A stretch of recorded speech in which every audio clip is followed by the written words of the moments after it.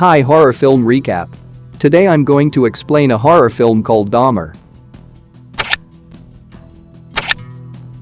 In this film, we get to see Jeff Dahmer in his senior year of high school, back when he was an awkward loner growing up in the 80s before he became the psychotic killer he is known for. As the movie starts, we see a young man, none other than Dahmer, sitting alone on the school bus. He then notices a grown man on a jog and is overly fascinated by the man that he gets up from his seat just to watch him. Here we can see again that Dahmer develops an obsession with a male jogger as he keeps watching the man even after the bus drops him off. Afterwards, Dahmer is seen carrying a plastic bag, and when he stumbles upon a couple of neighborhood teens, he explains that he's carrying a dead cat he found and is going to try and dissolve it in acid, which he has access to because his father is a chemist. Curious, the two teen boys follow Dahmer to his father's shed and watch as he dissolves the cat while explaining that the process will take a month because the acid is weak. He enjoys doing this simply because he loves bones and is interested in what's inside the body. However, the two teen boys are skeptical and think that Dahmer is simply pouring water into the jar instead of acid, so he tries to show them another roadkill which he dissolved a while ago and crudely breaks the jar to prove how serious he is. The two teen boys find themselves disgusted by the foul stench and weirded out by Dahmer, so they call him a freak and leave. We then follow Dahmer as he goes through his daily life. Dahmer's family life looks nothing out of the ordinary. He has a caring father who constantly bickers with his mother and a loud younger brother. During the dinner, it becomes clear that his father wishes for him to become more social. At school, his classmates think he's weird and some even bully him, except for one similarly awkward boy who he sits next to at lunch and asks him to go to see a concert together. But aside from that, he sits alone in biology class and seems fascinated by a preserved animal inside a jar in the lab. When Dahmer gets home, we see that he creepily has stolen the preserved animal to keep to himself. But contrastingly, when he gets inside the house, he sees that his parents are arguing once more and don't care that their sons are listening, so he tenderly guides his little brother away to keep from having to listen. One day after the school band practice, Dahmer finds his only friend getting harassed by the school jocks but simply stands idle and opts to walk away even though the friend tries to talk to him and get him to come help. That very day, his dad comes home early from work and becomes infuriated when he realizes that Dahmer has made no progress in making friends and instead prefers to toy with his preserved animals in the shed as he always does. And so, the dad storms into his shed and begins throwing his preserved animals into the trash can while scolding him to try and be more normal and stop all this. From now on, the father will shut the shed and take it down.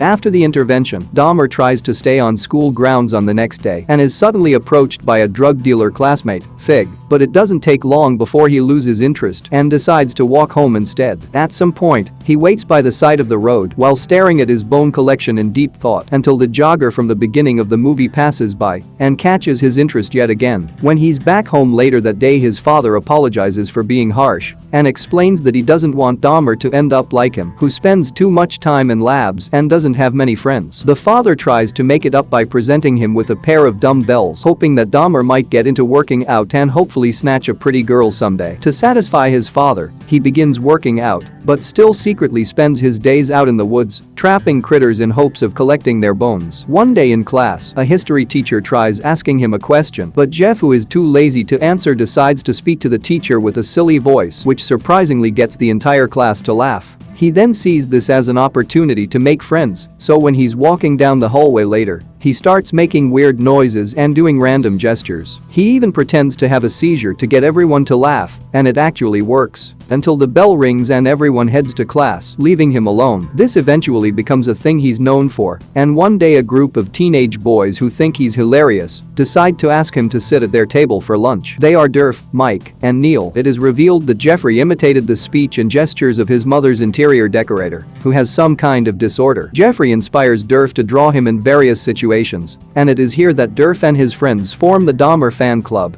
The four of them surprisingly get along so well that they'd like to come up with epic pranks to liven up their senior year. They start with getting Dahmer to make random noises in the library and have the librarian blame someone else for it. Up next, they run down the hallway while pretending to have seizures together. However, in between Dahmer's seemingly improving social life, one day he discovers that his mother, who was a former drug addict, is having a relapse. He tries to convince her to stop and go to the doctor, but to no avail. Despite it all, He goes on with his days, and one day a weird instance happens when he's out fishing with a couple of his friends. After hooking a fish, his friends asks him to let the poor fish go. Dahmer, however, opts to violently gut the fish instead, claiming that he's curious what its insides looks like. His friends of course find this disturbing, but still don't register this as a red flag. One of his friends, Neil, is the photographer for the school's yearbook, and so is their next prank. Dahmer comes up with the idea to put himself in every school club's yearbook picture, which his friends happily agree to. The following day, they start to carry out their plan, and in the end the boys manage to perfectly pull off this prank. Afterwards, Dahmer comes home bringing his friend Durf to excitedly announce to his dad that he's joined a lot of clubs this year, but his dad is too occupied arguing with his mom to notice. The fight eventually makes Durf feel awkward, so he excuses himself and goes home. In secret, Dahmer makes it a habit to hide behind the trees just to wait for the jogger to pass, seemingly having grown a crush on the grown man, until one day, it just so happens that the three of them are hanging out right when the jogger arrives and is greeted by Mike. As it turns out, he is Mike's family doctor whose name is Dr. Matthews. We can see that young Dahmer appears flustered throughout this interaction, but his two friends don't seem to notice. When Dahmer comes home, he finds his parents fighting again, this time over his mother impulse buying a car.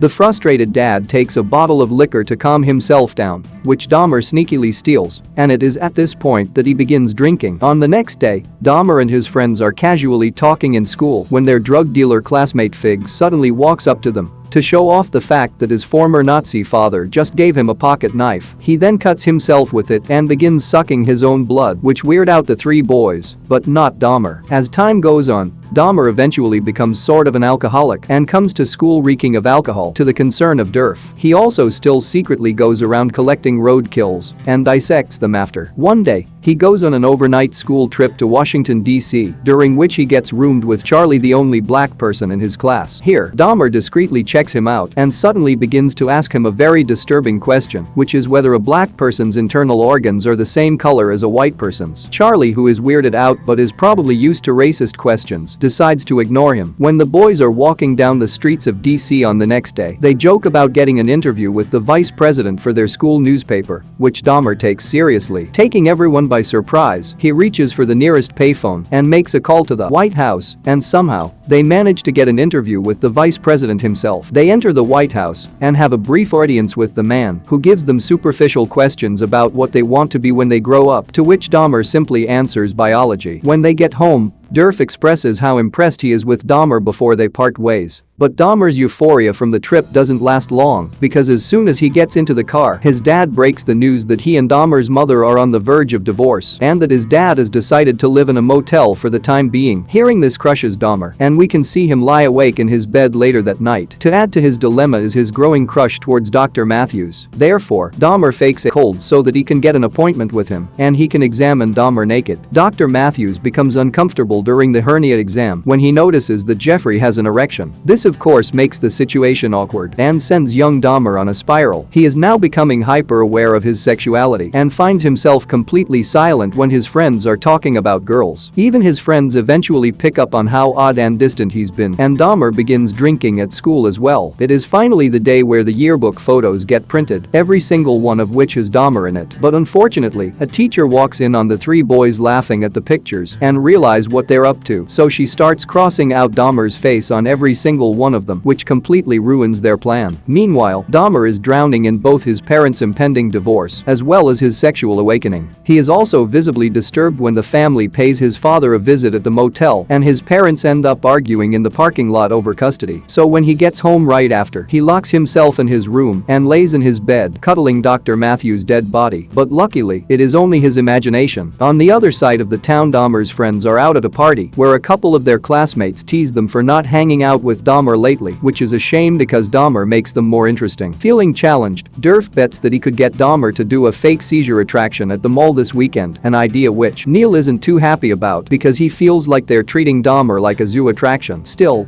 Durf goes on with his plan and bribes Dahmer with some money to get him to say yes. And so that weekend, a very drunk-looking Dahmer sits in the backseat of Durf's car as they drive up to the mall. Once they arrive, Dahmer goes on and performs performs his seizure act while his school friends watch and laugh. One of them is even there to record the entire thing, as Dahmer proceeds to publicly humiliate himself for their entertainment. This goes on for a while, until Dahmer appears to have grown visibly tired of this and rejoins his friends with a sullen look as he's come to realize that he's just a spectacle to these teen boys. As if that's not enough, when he comes home, he gets informed by his mother that his parents have finalized the divorce and the dad is getting the house. On the next day, the increasingly unstable Dahmer arms himself with a baseball bat and waits for Dr. Matthews to pass, but he never does. This prompts him to lose his patience and starts beating the bat against a tree until it breaks. That same day, a couple of neighborhood kids discover a disemboweled animal remains, which becomes the talk of the school on the next day because people find it creepy how someone would do that. Dahmer's friends then start talking about prom, and Mike makes fun of Dahmer by saying there's no way any girl would want to go to prom with him. This offends Dahmer, so he goes right ahead and asks a freshman named Bridget to prom. At first, she says no because she knows Dahmer always does weird things, but eventually warms up to the idea after Dahmer convinces her that going to the dance with a senior is cool, and so they end up awkwardly going together to the surprise of Dahmer's friends. At some point during the night, Neil, who was against making fun of Dahmer at the mall, decides to walk up to him and apologize for what happened, which Dahmer accepts. When it is time to dance with his date, we can see that he grows uncomfortable because he was never attracted to women to begin with, and so he excuses himself and retreats to his car, preferring to be alone. On the next day, when he comes home from school, he finds his mother stuffing her things inside the car and taking his brother with her to live with her relatives. This breaks Dahmer's heart because this means his mother and brother won't be attending his graduation. He doesn't react at all when his mother talks to him, and after they leave, he breaks down and cries inside the house. On his graduation day, Dahmer doesn't seem excited at all, and here the father congratulates him and hands him the keys to the family car without knowing Dahmer's mother has left him completely alone. A few days after, Durf finds Dahmer walking alone by the side of the road and decides to give him a ride home. When they arrive, he notices how there's blood on Dahmer's fingers, but Dahmer tells him that it's just paint. They then have an awkward conversation about their friendship, during which Durf basically refuses to apologize for treating Dahmer like a zoo attraction. Aggrieved, Dahmer sneakily invites Durf to come inside for a beer. Once they're inside the empty house, Durf gets creeped out by how close Dahmer is standing, so he begins walking away, saying his mother is waiting for him. We watch in horror as Dahmer grabs a baseball bat and is about to strike him with it, but fortunately for Durf, Dahmer lets him leave, and as Durf gets in the car, he notices the bat. Once Dahmer is alone, he finds himself freaking out over the thoughts that came over him earlier. On the next morning, Dahmer gets inside Volkswagen Beetle given by his dad and drives around. He stops by to pick up a good-looking hitchhiker named Stephen Hicks from a concert who will soon end up as his first murder victim. The film ends with a closing credits note that Hicks was invited to visit Dahmer's house but was never seen again after that day, and Jeffrey Dahmer was finally arrested in 1991.